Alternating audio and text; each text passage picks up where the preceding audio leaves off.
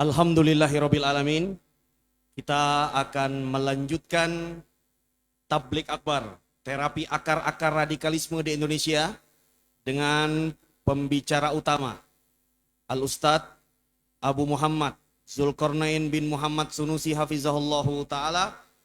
Kita sudah mengetahui bersama bahwa beliau adalah Direktur Utama Radio An-Nasihah 88,2 FM dan beliau adalah mudir dari Pondok Pesantren As-Sunnah Bajirupa Kota Makassar, dan masih banyak kegiatan-kegiatan beliau hafizahullahu taala.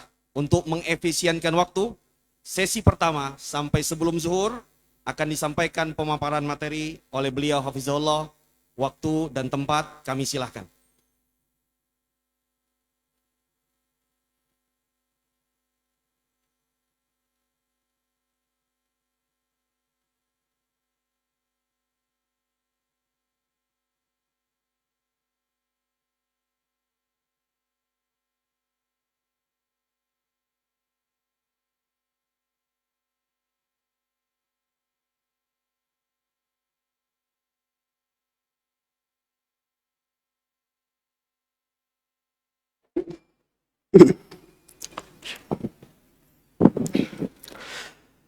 Bismillahirrahmanirrahim.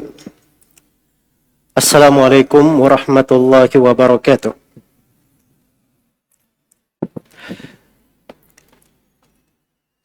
Alhamdulillahi rabbil alamin. Wassalatu wassalamu ala al-mabawthi rahmatan lil alamin. Nabiyina Muhammad wa ala alihi wa sahbihi wa man tabi'akum bi ihsanin ila yaumiddin, amma ba'd. Kaum muslimin dan muslimat, hadirin dan hadirat, rahimani wa rahimakumullah. Alhamdulillah, kita bersyukur kepada Allah Subhanahu wa taala yang memudahkan kita semua di pagi hari ini berada di masjid yang mulia ini, salah satu rumah dari rumah-rumah Allah Subhanahu wa taala, dan juga salah satu simbol-simbol penting yang berada di negeri kita ini, khususnya di Sulawesi Selatan. Karena itu saya berterima kasih kepada semua pihak yang menjadi sebab terselenggaranya acara ini.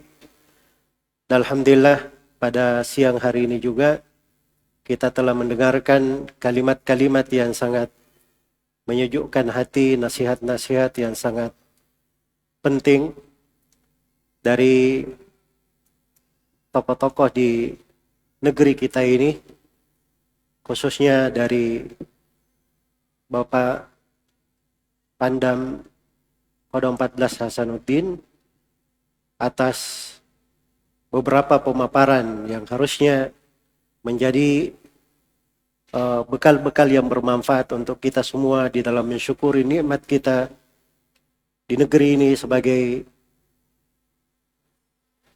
orang-orang yang dimuliakan oleh Allah Subhanahu wa taala dengan berbagai nikmat yang besar yang harusnya kita jaga dan kita pelihara.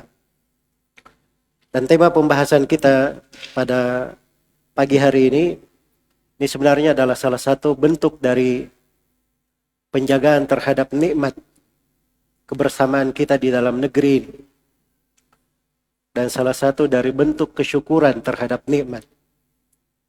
Karena dari kesyukuran kepada nikmat itu adalah kita menjaga nikmat tersebut,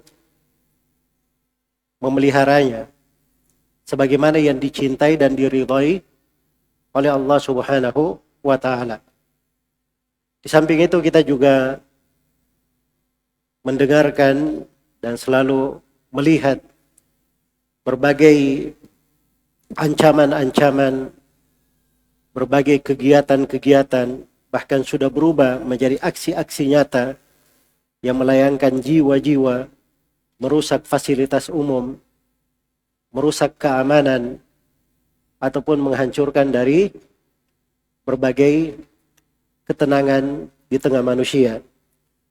Nah, ini tentunya pembahasan yang harusnya kita perhatikan, karena apa-apa yang saya akan terangkan pada pertemuan ini, insyaallah ta'ala, itu adalah pijakan-pijakan untuk kita semua, supaya menjadi seorang muslim yang berberkah.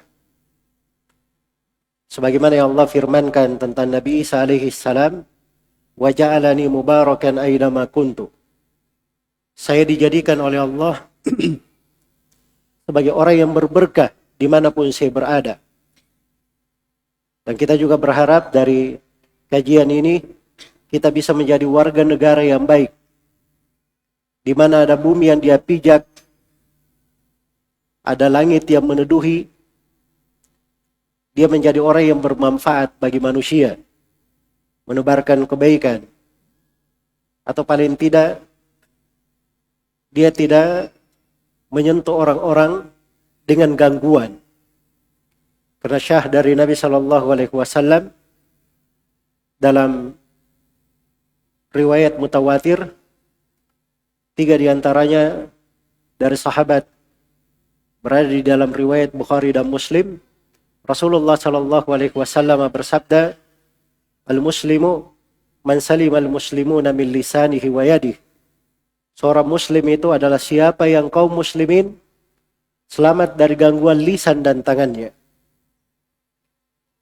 Dia adalah orang yang berberkah dimanapun dia berada, menebar kedamaian di tengah manusia, bukan orang yang mengganggu orang lain dengan lisan maupun tangannya. Dan tema pembahasan kita ini juga, ini adalah pintu-pintu ibadah. Pintu-pintu ibadah dan pintu-pintu ketaatan. Karena di dalam kehidupan,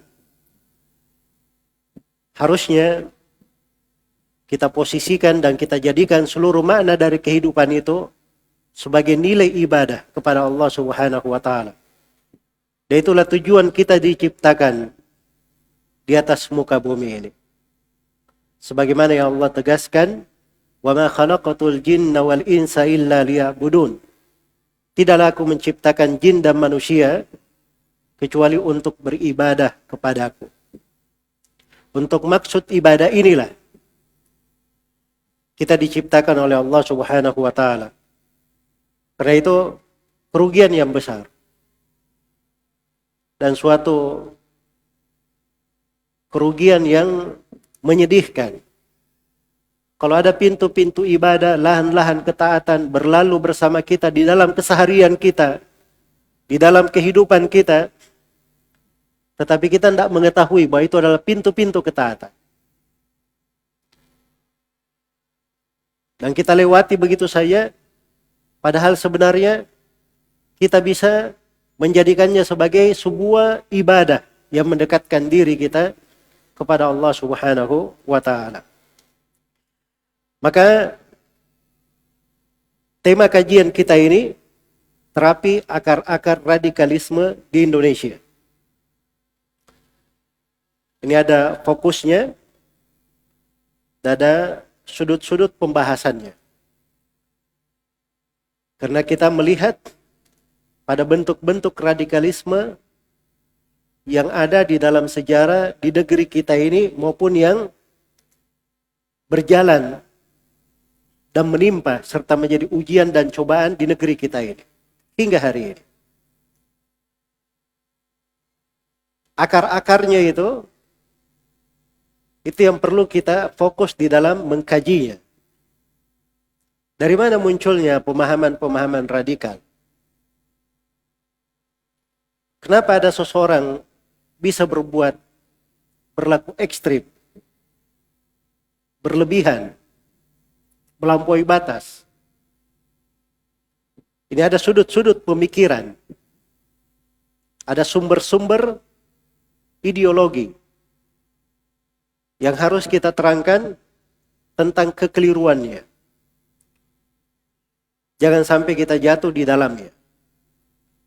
Karena itu pertemuan ini sebenarnya adalah penjelasan kaidah-kaidah agama, prinsip-prinsip dasar pijakan-pijakan yang diperlukan oleh generasi muda kita, diperlukan oleh anak-anak didik kita, dan diperlukan oleh guru-guru dan ustadz-ustadz kita, agar supaya membimbing manusia di atas hal ini dan menjaga diri di atasnya.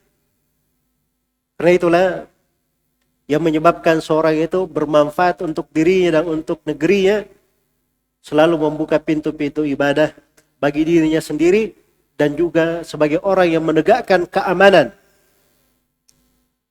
agar supaya bentuk-bentuk dari radikalisme maupun pengaruhnya serta dampak-dampaknya tidak menimpa kita di dalam negeri kita ini.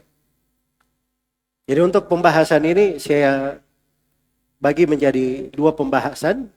Pembahasan yang pertama pendahuluan, dan yang kedua inti pembahasan. Di pembahasan yang pertama saya akan kaji tentang pendahuluan. Dengan dua pendahuluan saya akan terangkan tentang sikap moderat di dalam tuntunan Islam. Kemudian yang kedua saya akan jelaskan sumber-sumber segala penyimpangan.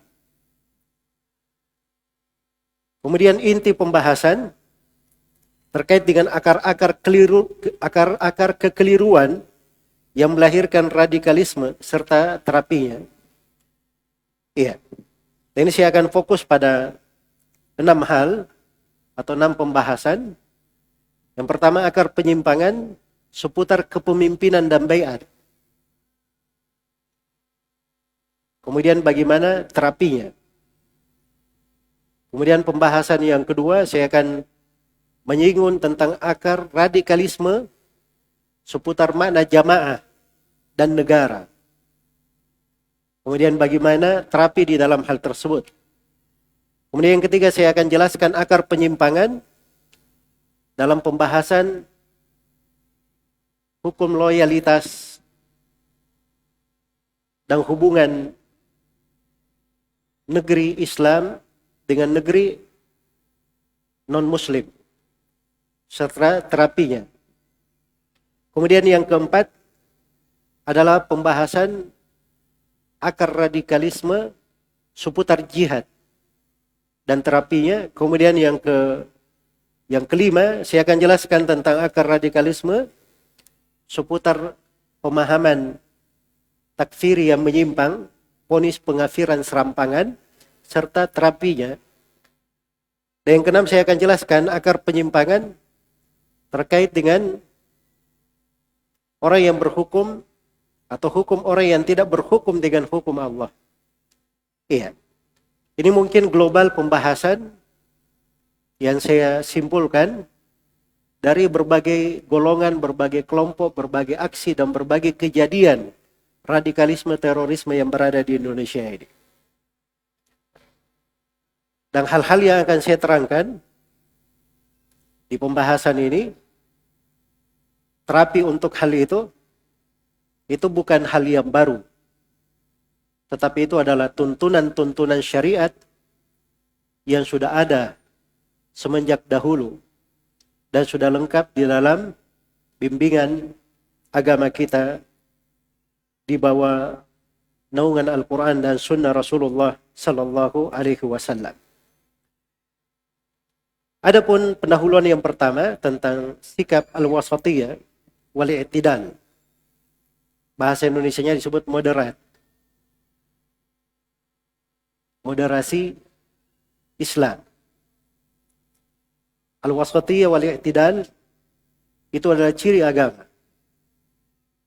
Sifat yang melekat pada syariat.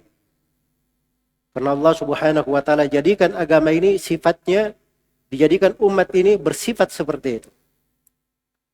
Allah berfirman, "Wa kadzalika ja'alnakum ummatan wasata." Demikianlah kami jadikan kalian, wahai umat Islam, sebagai umat yang pertengahan. Al-wasatiyah, kata wasatan dalam bahasa Arab, itu adalah bermakna pertengahan.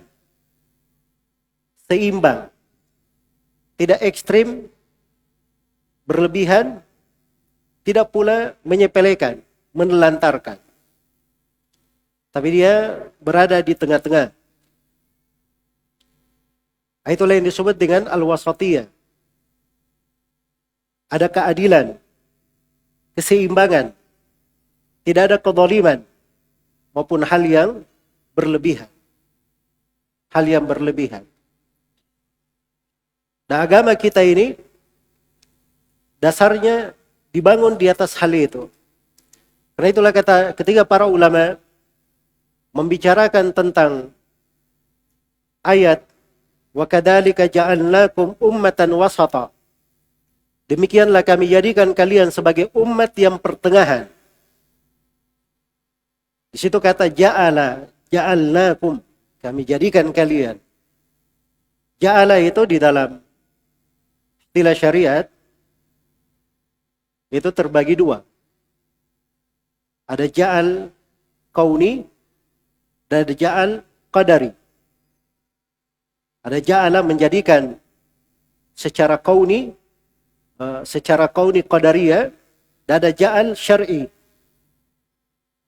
dini. Ada bentuk ja'ala secara syariat atau secara ketentuan-ketentuan agama. Iya.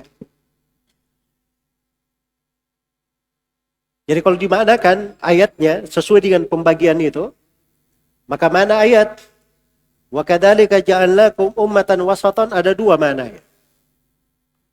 Mana yang pertama wa kadzalika ja'alnakum ummatan wasatan, demikianlah kami jadikan kalian umat yang pertengahan.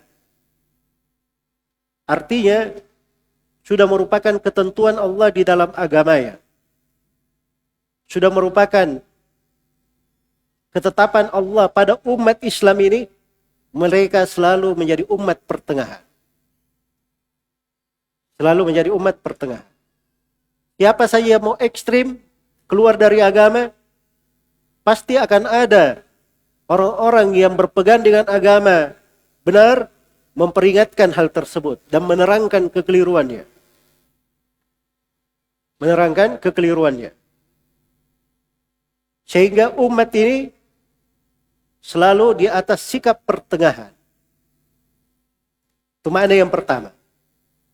Dan makna yang kedua, wa kadzalika ja'alnakum ummatan wasatan, di situ sebagai ja'ala sebagai ja'al dini syar'i, artinya seluruh tuntunan-tuntunan agama ini, pensyariatan-pensyariatan di dalam umat Islam pada agama mereka, itu adalah hal yang mengarah kepada sikap pertengahan.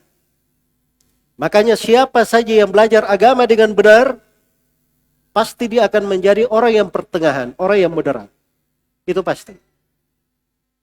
Nah, orang yang tidak belajar agama dengan benar, itulah orang yang jatuh di dalam hal-hal yang menyimpang. Apakah ekstrim kanan maupun ekstrim kiri. Berlebihan maupun menyepelekan. Jadi itu makna dari ayat ini. Karena itu Nabi SAW menyebutkan tentang karakteristik agama ini di dalam banyak haditsnya. Kata Nabi SAW, "Inna ad-dina yusrun, wa la yushadda ad-dina ahadun illa ghalaba." Sungguhnya agama ini mudah. Mudah agama itu.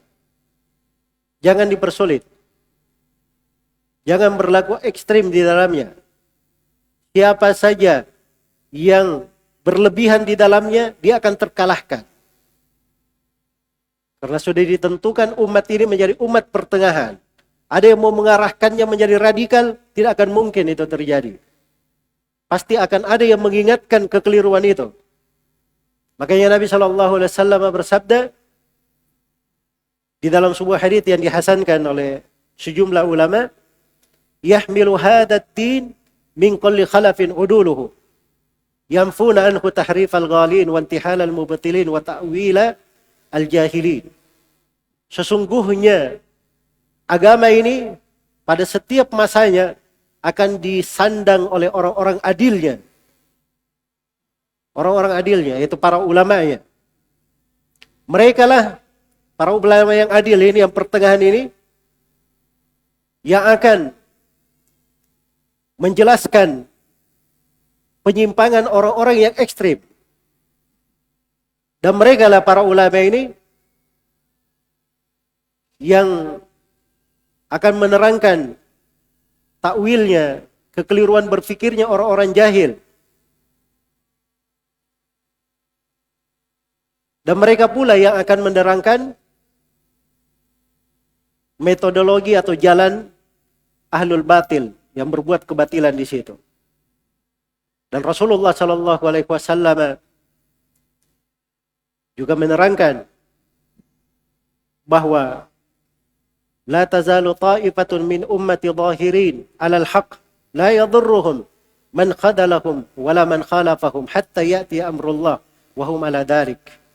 Akan terus-menerus ada satu golongan dari umat ini yang tampil menampakkan kebenaran, tidak membahayakan mereka, orang yang menyelisih mereka atau orang yang menjelekkan mereka sampai hari kiamat.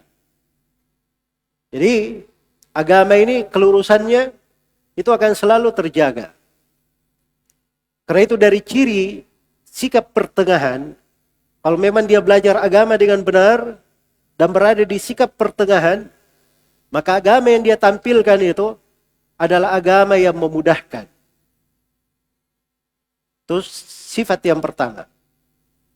Dan sifat yang kedua, agama yang dia tampilkan karena sikap pertengahannya ini, itu adalah agama yang rahmat. Karena Allah Subhanahu wa Ta'ala sudah menjadikan agama ini sebagai agama yang rahmat. Sebagai agama yang rahmat.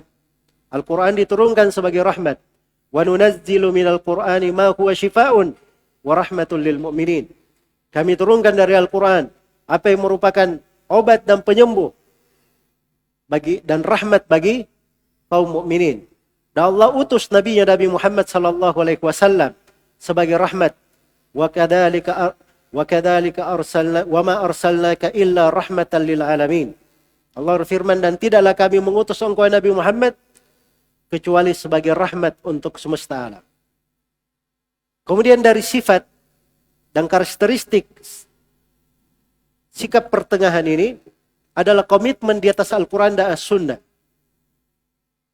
Karena saya sudah terangkan tadi, siapa yang berpegang dengan agama, itu pasti akan menjadi orang yang pertengahan.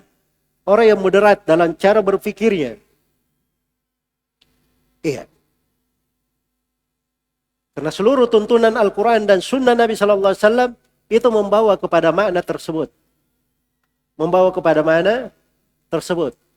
Makanya Rasulullah SAW telah diperintah oleh Allah Subhanahu wa Ta'ala, fastaqim kama umirta wa man taba ma'aka wa la tataghaw.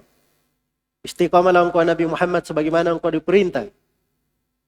Dan orang-orang yang mengikuti engkau, dan jangan engkau melampaui batas. Dan Allah firman, fa illam yastajibu laka fa'lam annama yattabi'una ahwa'ahum. Kalau mereka tidak menjawab seruan engkau Nabi Muhammad, tidak mengikuti agamamu, berarti mereka adalah orang yang mengikuti hawa nafsunya. Hanya ada dua golongan saya. Ingin lurus, seimbang, ikuti agama. Keluar dari itu artinya itu yang menyimpang, mengikuti hawa nafsunya. Mengikuti hawa nafsunya. Kemudian dari sifat dan karakter sifat pertengahan ini, bahwa orang yang memiliki al-wasatiyah,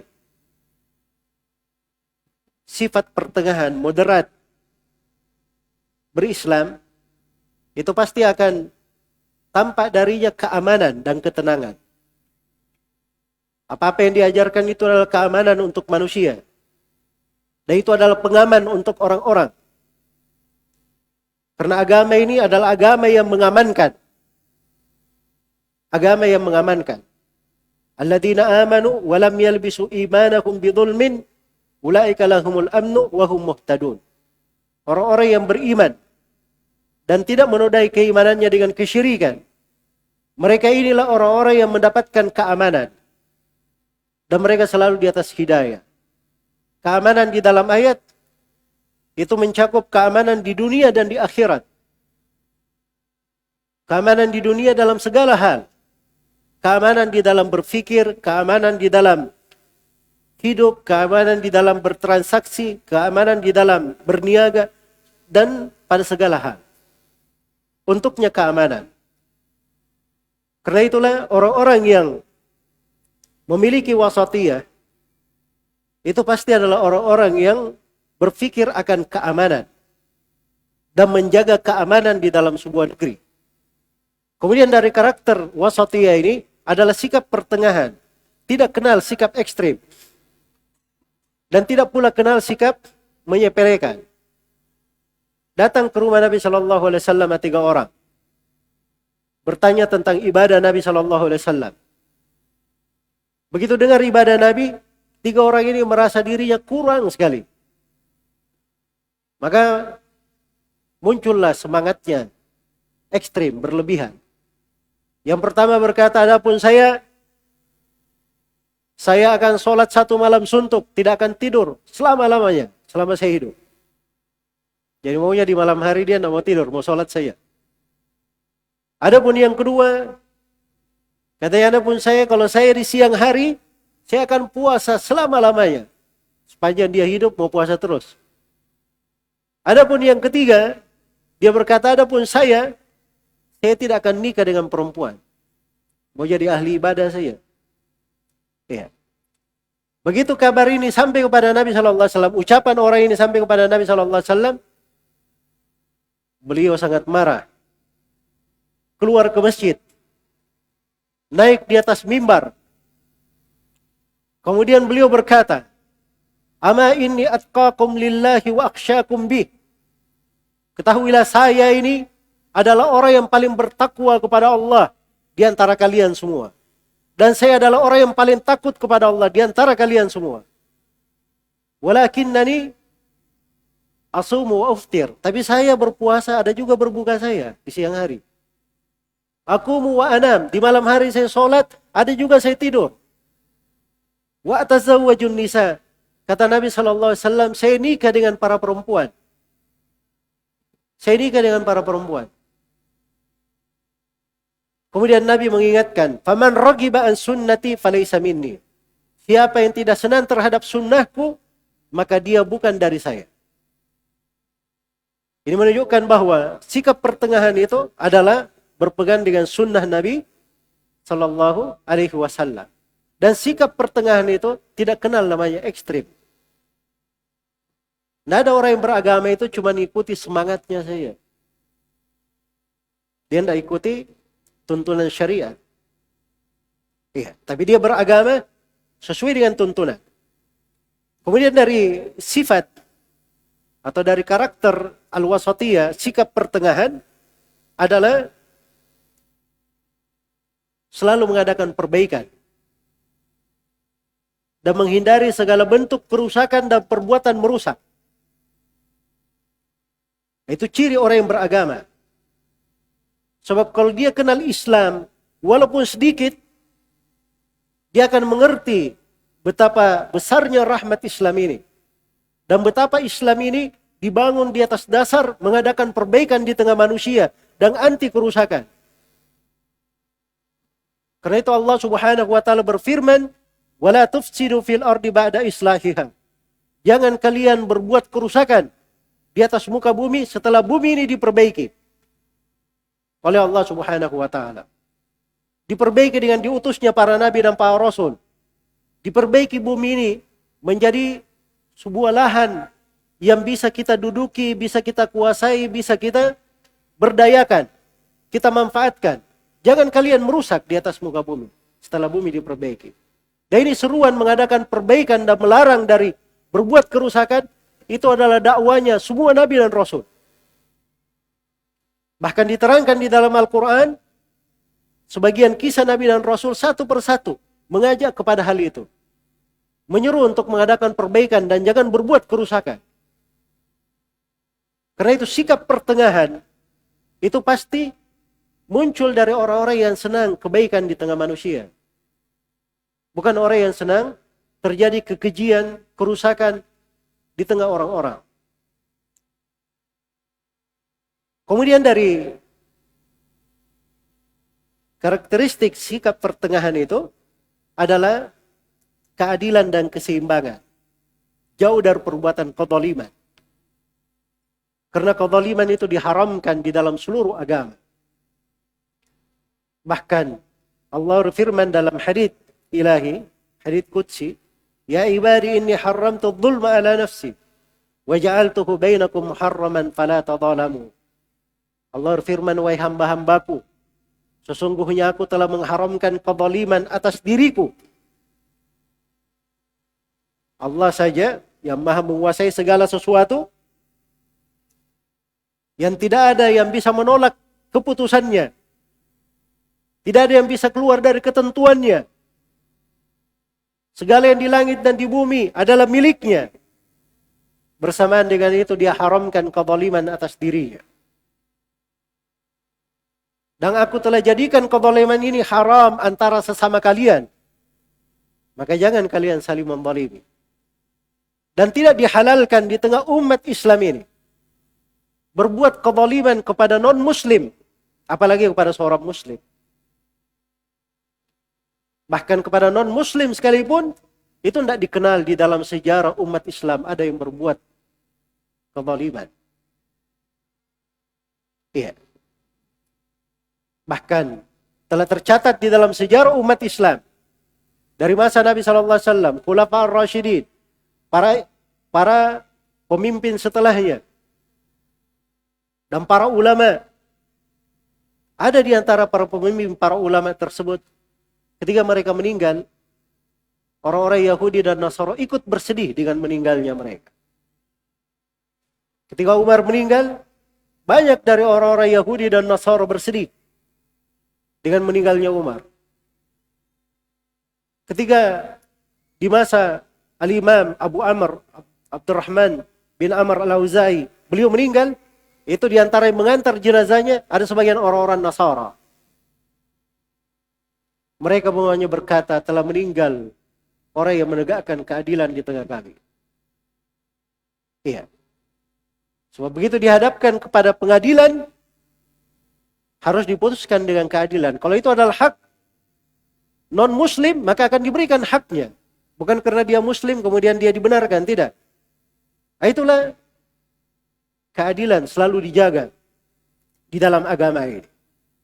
Kemudian yang ke-7 dari karakter sikap wasatiyah dan mazahirnya, sikap wasatiyah itu selalu menampakkan maqasidus syariah, maksud pensyariatan, hikmah dan tujuan pensyariatan.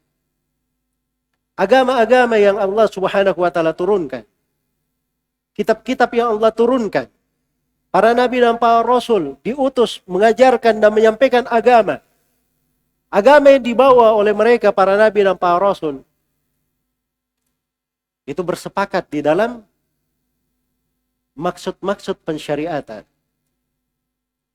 Maksud pensyariatan itu ada hal yang menjaga perkara-perkara darurat di tengah manusia.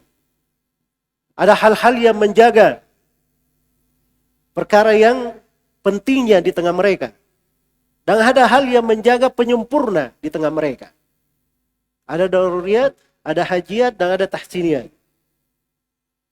3 di dalam bahasanya. Iya. Dari perkara daruratnya ada 5 hal. Kata Imam Syatibi rahimahullahu ta'ala, seluruh kitab-kitab dan seluruh rasul yang diutus, semuanya bersepakat untuk menjaga 5 hal ini. Ada semuanya di dalam agama para nabi dan para rasul. Yang pertama, penjagaan terhadap agama. Yang kedua, penjagaan terhadap jiwa. Yang ketiga, penjagaan terhadap akal. Yang keempat, penjagaan terhadap kehormatan. Sebagiannya membahasakannya dengan penjagaan terhadap keturunan. Kemudian yang kelima, penjagaan terhadap harta. Ya, kalau lihat pensyariatan itu kembalinya untuk menjaga 5 hal pokok ini. 5 hal pokok ini. Iya. Ya, kalau ada yang berkata misalnya, oh tidak apa-apa itu LGBT, kita harus moderat. Iya. Kita harus moderat katanya. Semua pakai kata moderat untuk membolehkan apa? LGBT. Itu moderat dari kakek moyangnya di mana dia hidup. Tidak ada itu bahasa seperti itu di dalam agamanya para nabi, dan itu tidak masuk akal. Kerusakan hal yang mengancam di negeri, kemudian dibiarkan. Ya. Ketika diperingatkan, oh jangan terlalu keraslah sama orang. Ya, kita moderat sedikit lah, hargai pendapat orang. Hargai pendapat orang. Ibaratnya kita sudah jatuh di jurang, dia tendang kita, sudah hampir menendang kita jatuh di jurang. Masih juga kita dikatakan, kamu moderat sedikit, hargai pendapat dia. Biar kamu ditendang tidak apa-apa. Ini cara berpikir orang-orang ini. Kadang keliru di dalam memahami. Baik. Kemudian yang kedua dari pendahuluan yang ingin saya buka dengannya pembahasan di sini adalah terkait dengan sumber-sumber penyimpangan. Sumber-sumber penyimpangan, paling pokoknya itu penyimpangan yang terjadi yang menjatuhkan ke dalam arah radikalisme, itu adalah kejahilan. Itu adalah kejahilan. Jauh dari tuntunan agama. Jauh dari tuntunan agama. Karena itu siapa yang berkata, jangan belajar agama. Nanti kalau kamu belajar agama jadi ekstrem. Ini orang yang tidak paham agama. Atau korban dari berita-berita. Korban dari berita-berita. Iya. Karena belum ada di dalam sejarah itu orang yang jatuh di dalam perbuatan ekstrim, radikal, masuk ke dalam pemahaman khawarij dan semisal dengannya, melakukan pembunuhan, melakukan perusakan di atas muka bumi, itu tidak ada sejarahnya orang-orang belajar agama dengan benar. Tidak ada sejarahnya. Termasuk yang melakukan aksi-aksi radikalisme di Indonesia ini. Iya. Dan itu kita catat, kita pelajari, kita lihat orang-orangnya, historinya, ada tulisan-tulisannya. Contoh misalnya yang bom Bali pertama ya, salah satunya adalah Imam Samudra.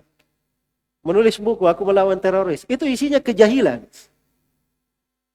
Kedunguan. Tidak paham agama.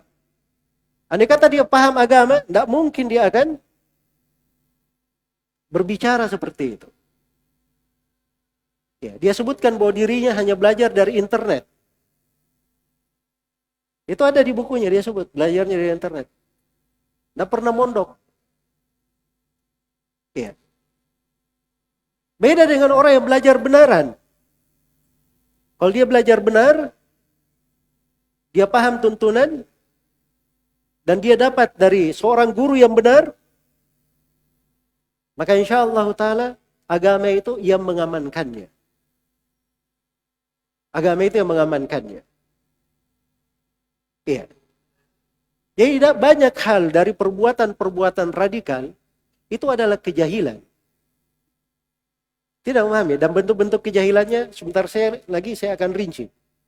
Dari berbagai akar terorisme kita akan lihat ya. Karena jahil tuntunan, dia salah paham di situ.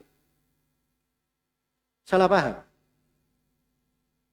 Dan ini kadang dibahasakan juga oleh para ulama, dari sumber kesesatan itu mendahului Allah dan Rasulnya. Mendahului Allah dan Rasulnya. Keluar dari tuntunan Al-Quran dan Sunnah Rasulullah Sallallahu Alaihi Wasallam. Iya. Kemudian dari sebab pokok penyimpangan adalah keluar dari al-jamaah. Keluar dari jamaah. Keluar dari kebersamaan. Ini sumber pokok penyimpangan. Nah ini mungkin akan saya terangkan nanti ya, berbagai akar-akar radikalisme. Ya, di antara sumber pokoknya adalah ini, keluar dari jamaah. Jamaah itu apa? Iya. Jamaah itu hanya ada dua makna di dalam syariat kita. Jamaah yang pertama adalah jamaatul abdan. Jamaah yang mengumpulkan badan-badan. Nah, ini kalau dipakai bahasa Imam Syafi'i dalam Ar-Risalah. Beliau bahasakan jamaatul abdan. Kalau dipakai bahasa Al-Khattabi dalam kitab Al-Uzla. Ya. Ada namanya jamaatul abdan. Ini jamaatul abdan ini jamaah yang mengumpulkan badan-badan itu bersatunya di bawah kepala negara namanya. Bersatunya di bawah kepala negara. Dan jamaah yang kedua namanya jamaatul haq, jamaah kebenaran.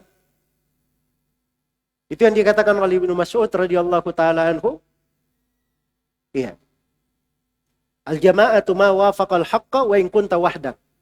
Jamaah itu adalah apa yang mencocoki kebenaran walaupun kamu sendiri. Maksudnya jamaah agama yang dibawa oleh Rasulullah sallallahu alaihi wasallam diikuti, dijalankan oleh para sahabat dan para a'imah, para ulama berada di atasnya. Itu yang mereka anggap sebagai jamaah. Jadi keluar dari jalannya Nabi itu tidak dianggap berjamaah.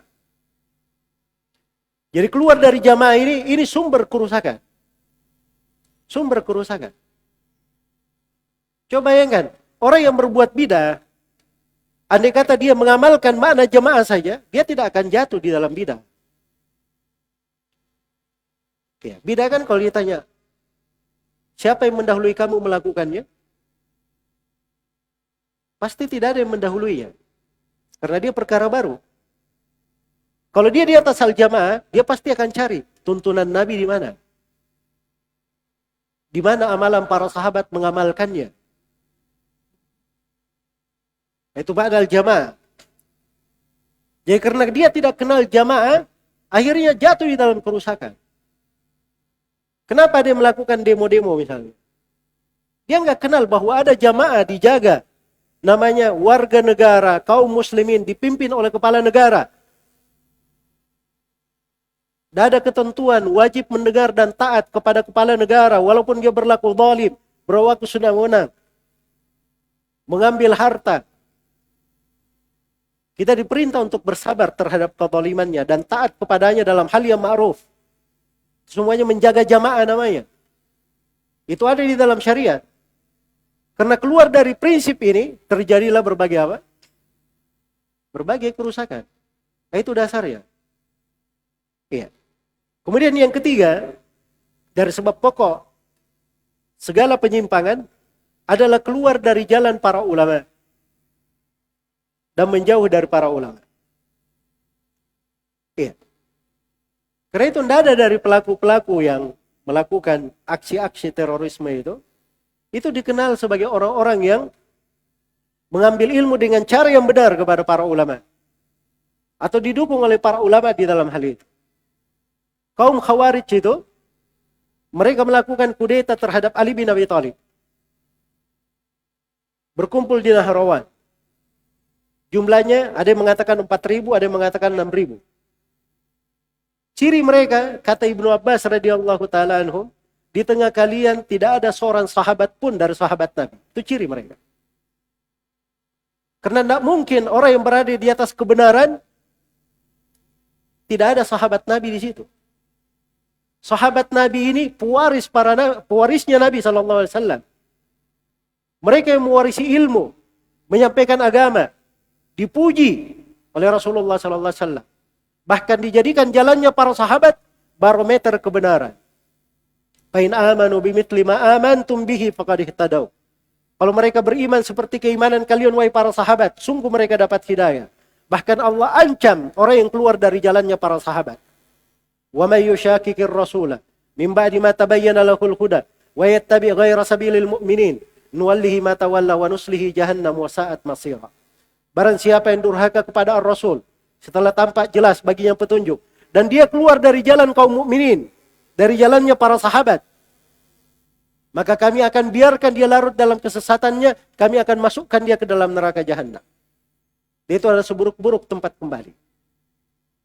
Karena itu beragama harus melalui jalan para ulama. Diambil dari jalan para sahabat, para tabi'in. Dan ilmu itu terwarisi hingga hari ini. Karena itu Nabi SAW bersabda, Al-ulama warathatul anbiya. Para ulama itu adalah pewarisnya para nabi. Karena ilmu ini terwarisi. Dari masa ke masa hingga hari ini terwarisi. Subhanallah. Terjaga dan terpelihara. Iya. Karena itulah orang-orang yang ada pemahaman radikal, itu terlihat ya, rujukan-rujukannya itu bukan ulama-ulama yang dikenal populer atau ulama yang lurus. Iya. Mungkin hampir semua orang-orang radikal yang ada di masa sekarang ini, dari Ikhwanul Muslimin, dari Hizbut Tahrir, dan apa yang semisal dengannya, dan ini banyak aliran dan kelompok di Indonesia di atas dua pemikiran ini. Ini mungkin tidak ada yang keluar dari buku-bukunya Sayyid Qutb, Hasan al-Banna, Abdullah Azzam, dan yang semisal dengannya. Jadi kalau diarahkan, mereka ini, Sayyid Qutb, Hasan al-Banna, bukan ulama. Bukan ulama. Di dalam definisi ulama, bukan ulama. Belajar agama, punya pengetahuan misalnya, punya wawasan, mungkin punya wawasan. Ya. Ada yang punya keahlian dalam bahasa, dalam sastra. Tapi kalau dikatakan ulama, itu bukan ulama. Orang-orang diarahkan untuk merujuk ke sana. Baca ke sana. Anak-anak muda diajak untuk hal itu. Diajak untuk hal itu. Karena itu saya sering sebutkan bahwa para teroris itu yang mengajak anak-anak muda untuk melakukan aksi-aksi radikal, pengeboman, peledakan dan seterusnya, itu pasti melalui 4 fase. Fase yang pertama, akan dia buat orang dulu jauh dari ilmu. Kemudian yang kedua, akan dia buat manusia itu benci kepada para pemerintahnya, penguasanya. Kemudian fase yang ketiga, akan dia masukkan doktrin-doktrin pemikiran mereka. Nah, ini yang kita akan bahas ini, doktrinnya ini akar-akar radikalisme ini yang kita akan kaji di sini. Iya. Dan ini siapa yang masuk di lingkaran itu pasti dia dapat hal itu. Ya, keempat, dia akan memuji, dia akan melakukan segala hal yang mendukung hal itu. Tahapan-tahapan itu, dari memuji, dari tokoh-tokoh peledakan, dari orang-orang yang melakukan perlawanan kepada pemerintah dan seterusnya, itu pasti itu yang selalu mereka tonjolkan. Iya. Baik, jadi keluar dari jalannya para ulama ini berbahaya. Dan harus diketahui siapa ulama yang sebenarnya. Dan ulama yang sebenarnya itu mereka adalah orang-orang yang mengajarkan Al-Quran dan Sunnah Rasulullah Sallallahu Alaihi Wasallam. Penasihat untuk umat, ingin kebaikan untuk umat. Dan mereka ini belajar ilmu terwarisi dari guru mereka kepada gurunya sampai kepada Nabi Sallallahu Alaihi Wasallam. Berada di atas jalan pertengahan. Nah, itu ada sifat-sifatnya para ulama, ketentuan-ketentuannya, ciri-cirinya. Baik, kemudian yang terakhir mungkin yang saya ingin sampaikan di sini terkait pokok segala penyimpangan adalah keluar dari jalan para as-salaf rahimakumullahu ta'ala. Keluar dari jalannya para sahabat. Karena mengikuti jalannya para sahabat, para as-salaf, itu adalah keamanan. Itu keselamatan. Iya. Dan itu dinyatakan dalam Al-Quran, di dalam hadits Rasulullah SAW, saya sudah sebutkan tadi beberapa ayat, sebagian ayat dan sebagian hadits, dan itu disepakati oleh para ulama. Kata Ibnu Qudamah rahimahullahu ta'ala, qad thabata wujubu ittiba'us salaf bil kitab was sunnati wal ijma'. Telah syah kewajiban mengikuti jalan para as-salaf berdasarkan dalil dari Al-Quran, dari sunnah Rasulullah SAW, dan dari kesepakatan ulama. Itu tidak ada silang pendapat. Cuma di masa sekarang ini, karena dibiasakan orang-orang ketika belajar, dia belajar seenaknya saja. Dia baca Al-Quran, baca hadits, dia bisa memahami sendiri. Tanpa ada kaidah pemahaman, tanpa ada pendalilan, tanpa ada penjelasan ulama tentang hal itu. Akhirnya banyak orang yang keluar, terbiasa keluar dari jalan. Terbiasa keluar dari jalan. Dan ini adalah sumber kesesatan. Baik. Kemudian di pembahasan, inti pembahasan kita, saya akan menjelaskan di sini tentang akar-akar kekeliruan yang melahirkan radikalisme serta terapinya. Yang pertama adalah akar penyimpangan dalam kepemimpinan dan bai'at. Ini seputar imamah. Seputar imamah dan hak-hak di sekitar imamah itu. Iya. Apakah dalam bentuk baiat, ketaatan, dan yang semisal dengannya. Semisal dengannya. Dan ini di dalamnya ada 5 akar penyimpangan yang ingin saya terangkan di sini, kemudian saya terangkan terapinya kayak bagaimana. Yang pertama dari akar penyimpangannya adalah menelantarkan atau keliru di dalam memahami hak dan kedudukan pemimpin. Dan ini akar penyimpangan yang mewarnai banyak kelompok. Karena sikap radikal itu pada dasarnya kebencian kepada pemimpin. Benci kepada pemerintah. Benci kepada pemerintah. Iya. Karena itu saya berikan sesuai dengan jalannya para as-salaf. Saya kadang menjadi pemateri di sebagian program di Mabes Polri, di beberapa Polda, untuk internal kepolisian. Saya beri identifikasi mengenai radikalisme. Orang radikal itu kayak gimana cirinya? Salah satu cirinya benci kepada pemerintah, itu saja. Satu ciri saya beri. Sebab itu ada di buku-buku para ulama, dan itu ketentuan paten.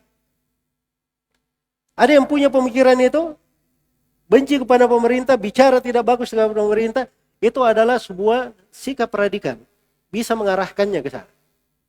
Bentuk dari radikalisme. Iya. Di dalam Islam itu, pemerintah itu bukan malaikat. Bukan orang-orang yang tidak bisa salah. Tidak bisa keliru. Mereka juga manusia biasa. Tapi Allah jadikan pada pemerintah itu ada hak-hak. Allah Subhanahu wa ta'ala jadikan pada pemerintah ada kedudukan. Kenapa diberi hak dan kedudukan? Inilah ilmu namanya. Itulah keindahan syariat. Itulah keindahan syariat.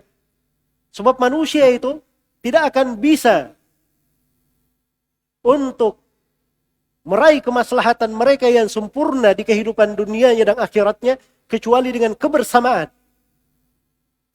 Dan kebersamaan itu harus dengan pemimpin. Harus dengan kepala negara. Makanya Nabi SAW ketika beliau meninggal, itu tidak langsung oleh para sahabat diselenggarakan jenazahnya. Tapi para sahabat memilih pemimpin dulu, pengganti Nabi SAW. Setelah Abu Bakar dibaiat di bawah Thaqifah Bani Sa'idah, Syah sebagai khalifah, barulah Nabi SAW diurus jenazahnya segera oleh para sahabat. Ini berdasarkan kesepakatan para sahabat.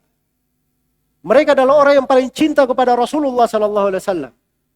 Tapi demikian tuntunan agama yang mereka pelajari dari Nabi SAW. Karena memang kepemimpinan itu diletakkan untuk kemaslahatan. Untuk kemaslahatan bagi manusia. Makanya membuat wajah pemerintah itu menjadi wajah yang suram, dihinakan atau diremehkan oleh manusia, itu adalah bahaya yang besar. Bahaya yang besar. Karena itulah dari kesepakatan, dan ini kesepakatan ditulis oleh banyak ulama di dalam buku-buku akidah ahli sunnah. Dan ada beberapa tulisan yang mengumpulkan tentang pembahasan ini seputar haibah waliul amr, wajibnya untuk menjaga wibawa pemerintah. Pemerintah itu walaupun dia berlaku zalim, bertindak semena-mena misalnya, wibawanya itu harus dijaga. Sebab wibawanya ini ada manfaatnya untuk kebersamaan. Jangan lihat kepada kezaliman si pemerintah, tapi lihat kepada menjaga wibawa itu, kemaslahatannya kebersamaan untuk semuanya. Karena itu kata Imam Malik rahimahullahu ta'ala, dan ini syah dari Imam Malik, disebut di dalam sejumlah buku-buku akidah ucapan Imam Malik ini. Kata Imam Malik rahimahullahu taala, 60 tahun dengan penguasa yang zalim sewenang-wenang itu lebih baik daripada 1 hari tanpa penguasa. Daripada 1 hari tanpa penguasa. Mau coba? Nah itu jangan sampai kena lagi kejadian tahun 98. Iya. Orang-orang yang menyebutnya sebagai reformasi, sebagai perubahan, itu orang-orang yang harusnya menanggung dosa, kerusakan-kerusakan yang terjadi, yang dirasakan pahitnya oleh manusia hingga hari ini. Coba ya, kepemimpinan sudah ada sebelumnya. Manusia aman, tenang. Di dalam kehidupannya, harga barang bagus. Terdapat ketenangan. Negeri ini dihormati, kekuatan militernya, keamanannya di dalam maupun di luar negeri. Tapi lihat setelah kejadian itu, apa yang terjadi? Iya. Mana antum dapat harga $1 cuma 2.500? Kecuali di masa itu saja. Iya. Hal-hal yang banyak terjadi, berubah. Itu harus dipahami. Karena itu benar yang dikatakan oleh Ibnu Mubarak rahimahullahu ta'ala. Laulal khalifatu lam ta'man lana subulun. Wa kana adha'afuna nahban li aqwana. Andai kata bukan karena para pemimpin, tidak ada jalan yang aman untuk kita. Tahun 98 itu pemimpinnya ada. Cuma digoyah saja. Sudah menyaksikan kan? Kalau mungkin ada yang belum lahir waktu itu mungkin pernah dengar. Ya. Bagaimana kerusakan yang terjadi. Betapa banyak harta benda yang hangus. Betapa banyak jiwa yang melayang. Kehormatan yang diinjak-injak. Darah yang tertumpah. Hanya karena perbuatan sebagian orang-orang yang haus kekuasaan dengan nama reformasi. Ingin menggoyang apa? Pemerintah. Konyolnya lagi kalau ditegur, saya bicara seperti ini misalnya. Ngomongnya itu santai. Hal yang besar itu perlu pengorbanan. Ya. Kenapa tidak kamu sekalian saja yang mati? Orang lain yang kamu korbankan. Kalau gentle harusnya dia yang mati kan? Ini orang lain yang dikorbankan. Dan ini tidak benar hal-hal yang seperti ini. Jadi kita harus tahu akar-akar munculnya perbuatan radikal ini karena kekeliruan di dalam memahami, menelantarkan pedoman syariat di dalam memahami hak dan kedudukan pemerintah. Iya. Rasulullah sallallahu alaihi wasallam bersabda, "Man ahana sultanallahi fil ard, ahanahullah. Wa man akrama sultanallahi fil ard, akramahullah." Siapa yang menghinakan penguasa Allah di atas muka bumi, Allah akan menghinakannya. Dan siapa yang memuliakan penguasa Allah di atas muka bumi, Allah akan memuliakannya. Iya. Karena itu disebutkan oleh Imam Al-Bukhari rahimahullahu ta'ala dari prinsip keyakinan akidah ahli sunnah. Ya Al-Bukhari terima akidah itu lebih dari 1.000 orang guru. Gurunya mengambil dari gurunya sampai kepada para sahabat. Apa keyakinannya? Mendoakan kebaikan untuk pemerintah. Mendoakan kebaikan untuk pemerintah. Iya. Karena itu dari ciri orang yang lurus, dia akan tahu dari hak-hak pemerintah. Nah, keluar dari hal ini, inilah yang menyebabkan banyaknya masalah. Menyebabkan banyaknya masalah. Coba kalau dia menjadi seorang muslim yang baik, hatinya itu hati yang tenang. Dia tidak gemar menyakiti orang lain. Kalau misalnya dia merasa dizalimi, dia bersabar. Dia mohon kepada Allah haknya. Dia tunaikan kewajiban dia. Adapun hak dia, dia mohon kepada Allah. Maka akan tercipta keamanan di tengah manusia. Tercipta keamanan di tengah manusia. Dan itu jalan para sahabat. Mereka sudah lakukan. Dan selalu terjadi kebaikan. Iya. Karena itu lihat ya. Masa Khulafa Ar-Rasyidin. Kemudian lewat masanya Muawiyah radhiyallahu ta'ala anhu. Kemudian masa Khulafa. Ada kejadian-kejadian yang terjadi. Sehingga datang masanya Hajjaj bin Yusuf. Ini seorang yang sangat zalim. Ya. Senang dengan bau-bau darah, melumpurkan menumpahkan darah yang diharamkan. Tapi bersama dengan itu para sahabat yang masih hidup di masa itu dan para ulama itu tidak ada yang memberi kalimat untuk melakukan kudeta terhadap Hajjaj. Datang orang-orang kepada Anas bin Malik radhiyallahu taala anhu.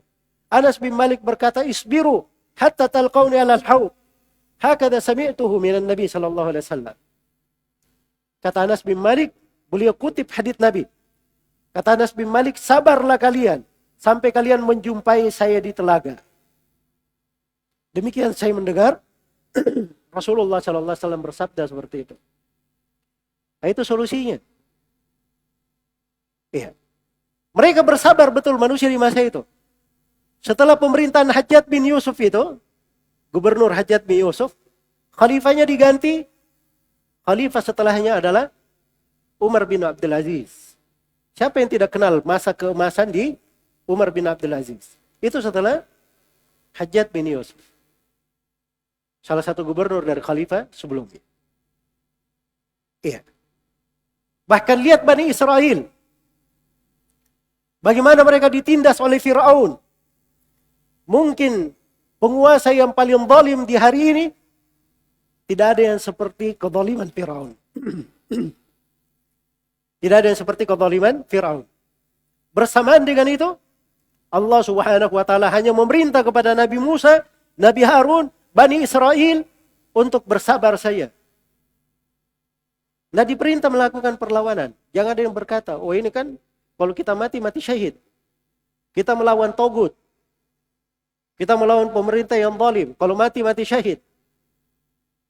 Tidak ada mati syahid seperti itu di dalam pengertian syariat. Itu namanya mati konyol. Ya. Saya akan terangkan nanti dari prinsip jihad itu, yang namanya perlawanan jihad. Itu di dalam agama disyaratkan harus ada kemenangan untuk umat Islam. Kejayaan. Kalau hanya kekalahan, itu tidak disyaratkan. Tidak disyariatkan. Tidak disyariatkan. Makanya Nabi Musa dan Bani Israel disuruh bersabar. Karena kesabarannya ini, Allah binasakan Fir'aun dan bala tentaranya. Buah dari kesabaran.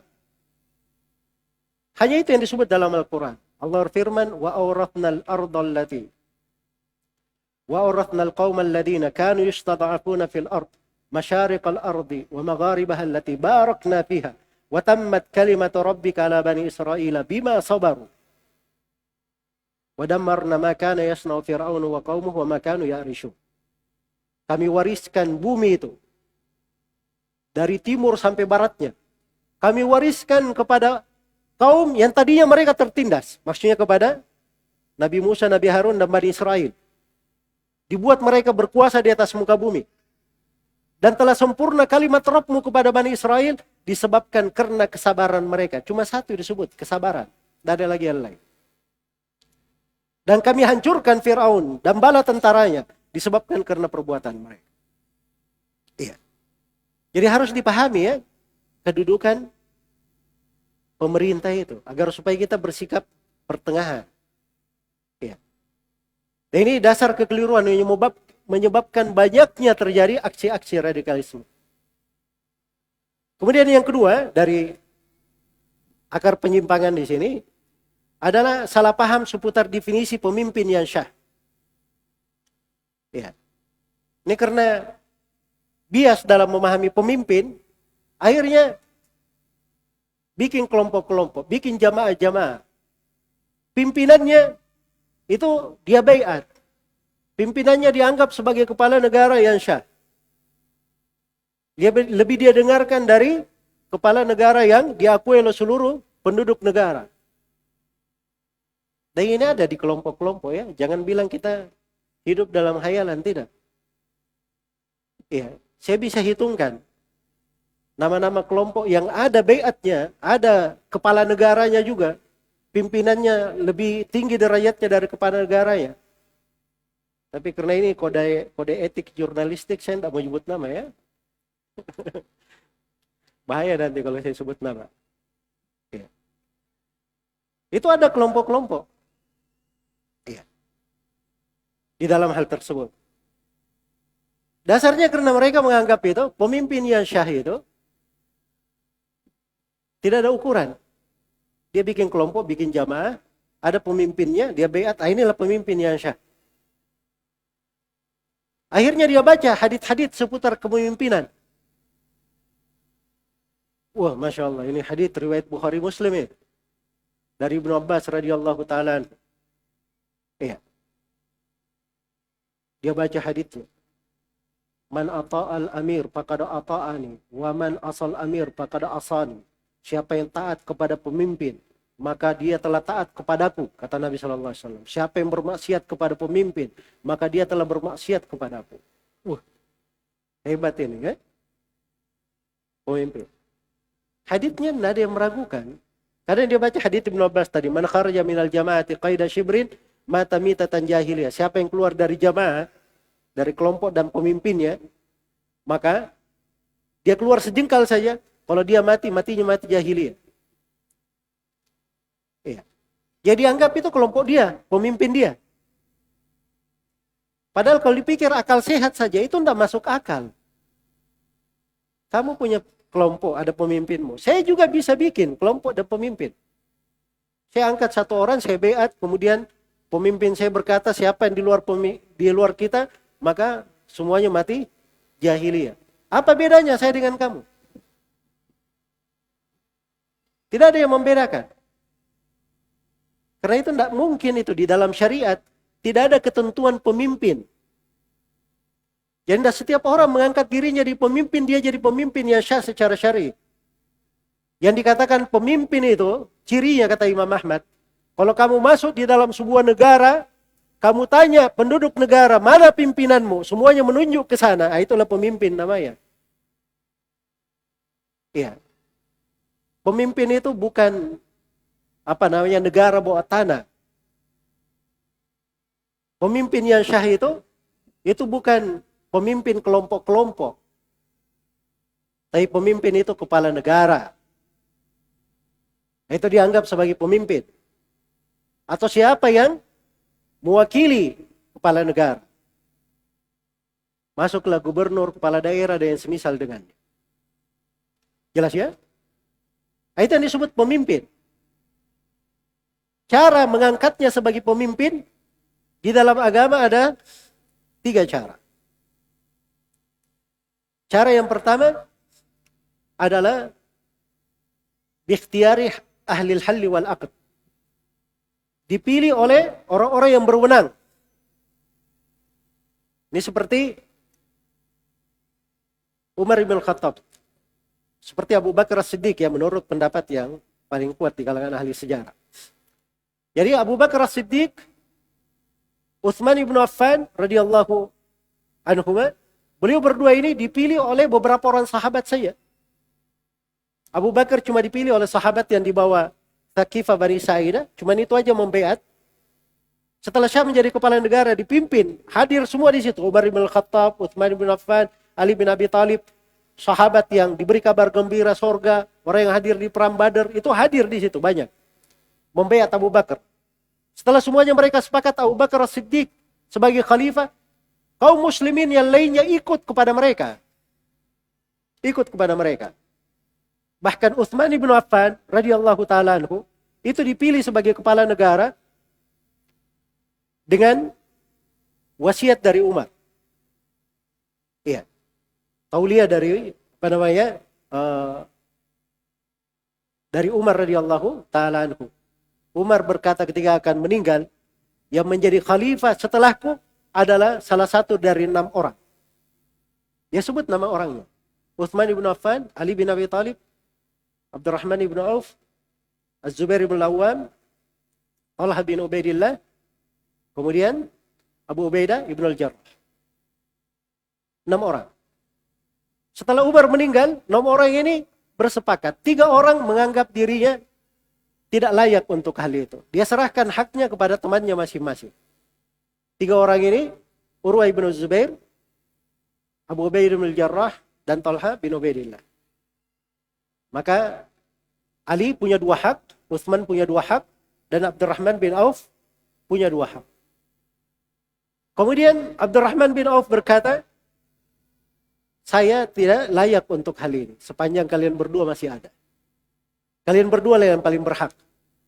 Maka bola pun berada di tangan Abdurrahman bin Auf. Dia menentukan.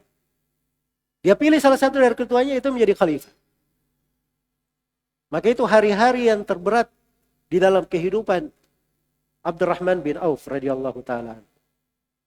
Beliau sedikit tidurnya.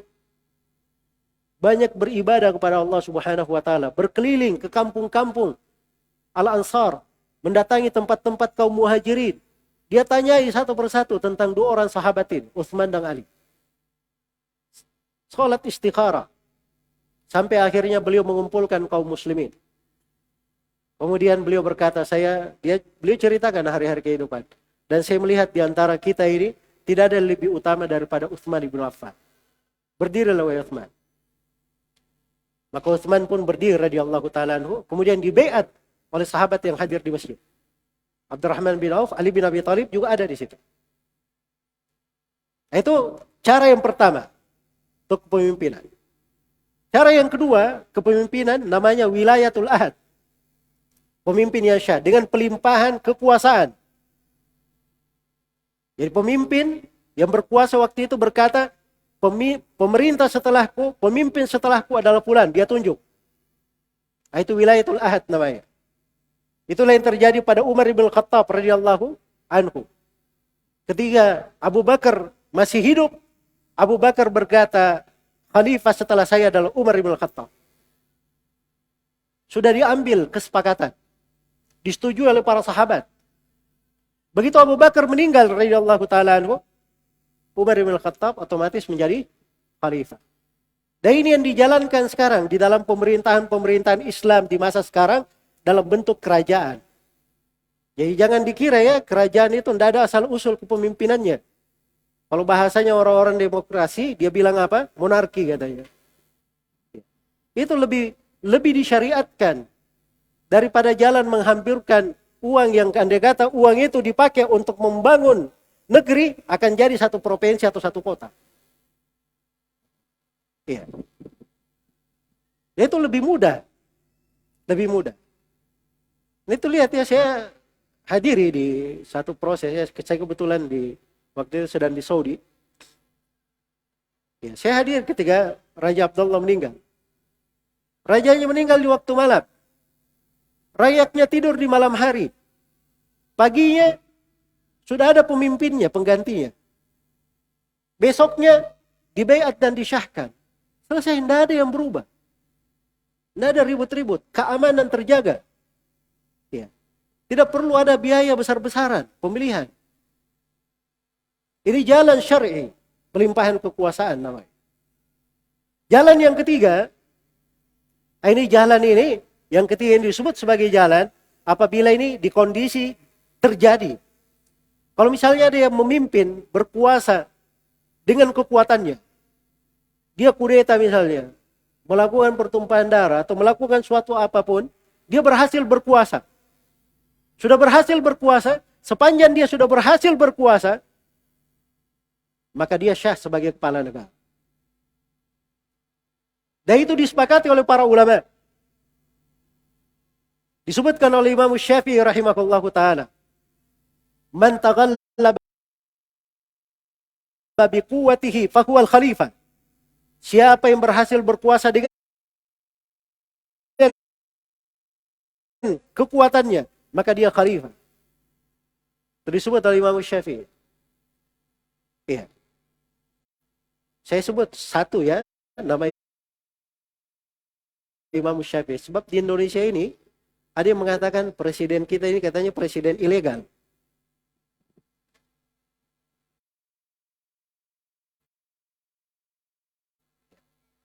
Jelas ya? Katanya menghargai Imam Syafi'i. Itu salah satu. Dan Imam Syafi'i itu, sebagaimana Al-Hafidz Ibnu Hajar sebelumnya dan para imam yang lain, itu menukil kesepakatan tentang hal itu. Dan belum pernah ada terjadi silang pendapat. Karena memang maksud dari kepemimpinan untuk menyatukan manusia. Sepanjang sudah bersatu, kenapa harus berpecah lagi? Iya. Itu untuk menjaga darah-darah. Jangan sampai tertumpah darah manusia tanpa hak. Baik. Jadi ini keliru ya di dalam memahami mana pemimpin.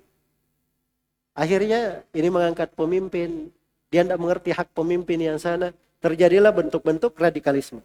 Kemudian yang ketiga dari akar kekeliruan juga adalah kesalahan seputar cara menasihati pemimpin. Ya kalau dibilang radikal, oh enggak, kita tidak radikal Ustaz. Terus apa yang kalian lakukan? Menghujat pemerintah, mencaci maki, oh itu kritik membangun. Ya.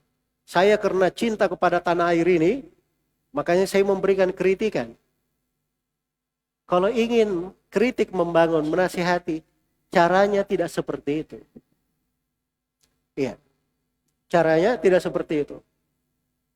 Masa caranya membeberkan kejelekan pemerintah di mimbar-mimbar.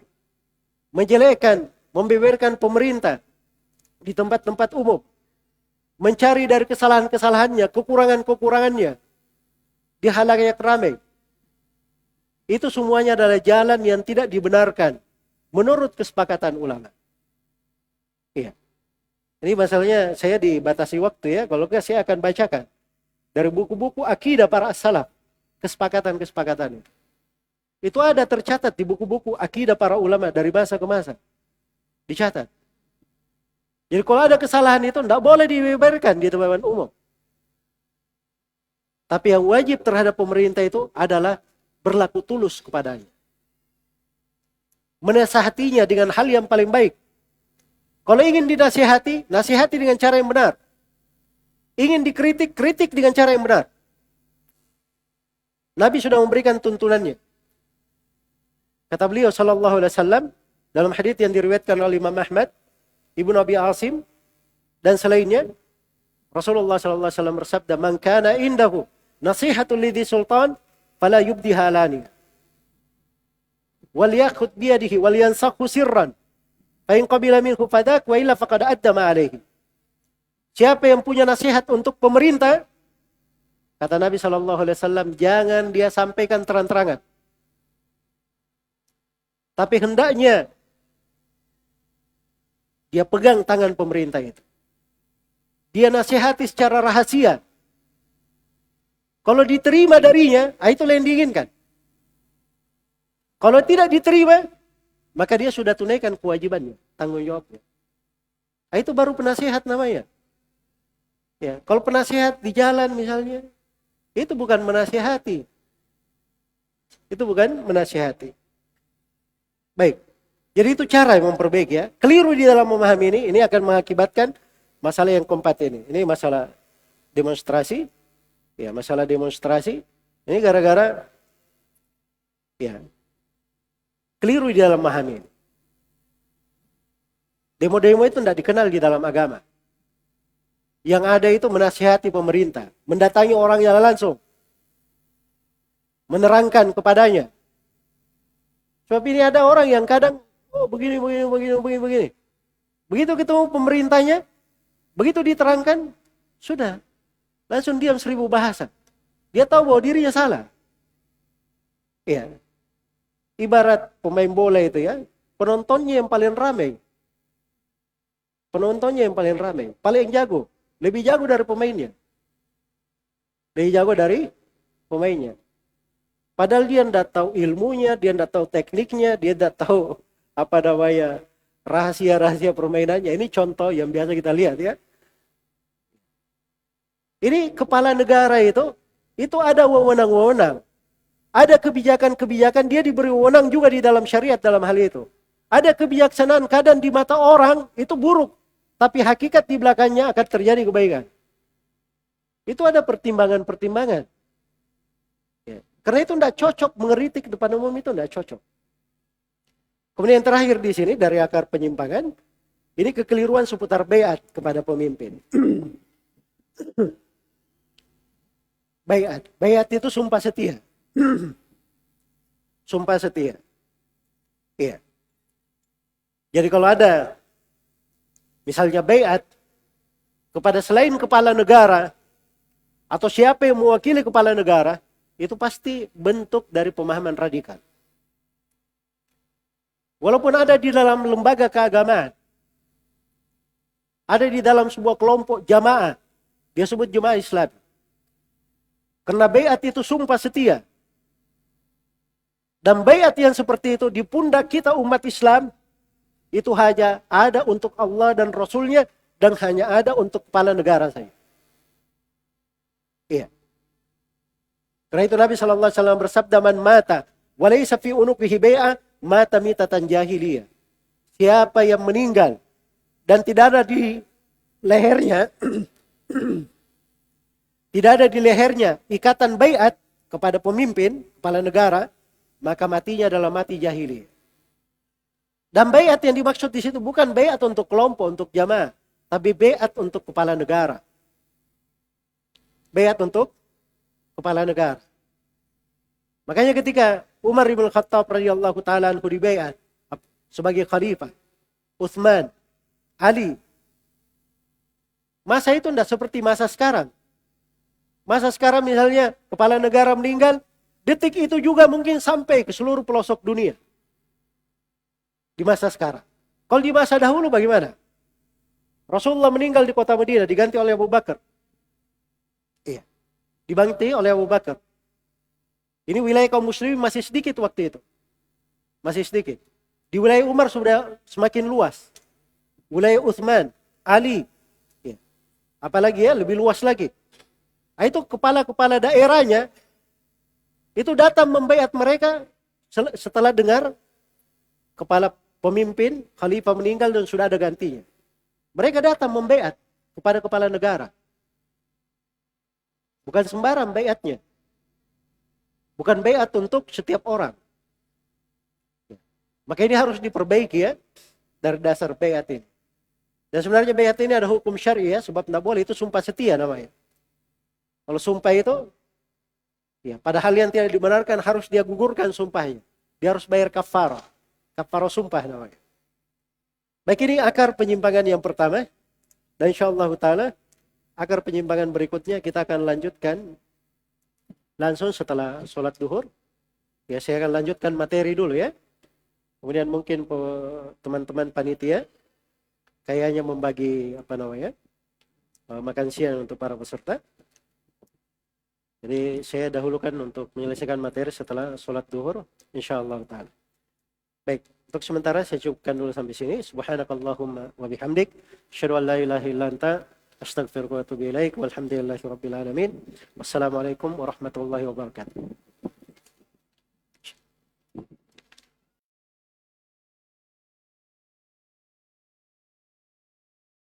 Amin. Pemaparan materi di sesi pertama sudah selesai. Kita break untuk sholat zuhur berjamaah dan istirahat. Insya Allah seperti petunjuk dari beliau, kita akan lanjutkan langsung setelah sholat zuhur dan sholat sunnah. Ya, jadi tidak ada istirahat makan siang. Ya, biar mengefisienkan waktu, kita akan lanjutkan setelah sholat zuhur berjamaah, dipercepat. Ya, sehingga kita bisa selesai lebih awal, tidak sampai ya mendekati sholat asar. Sekian, terima kasih, walhamdulillah. Assalamualaikum warahmatullahi wabarakatuh.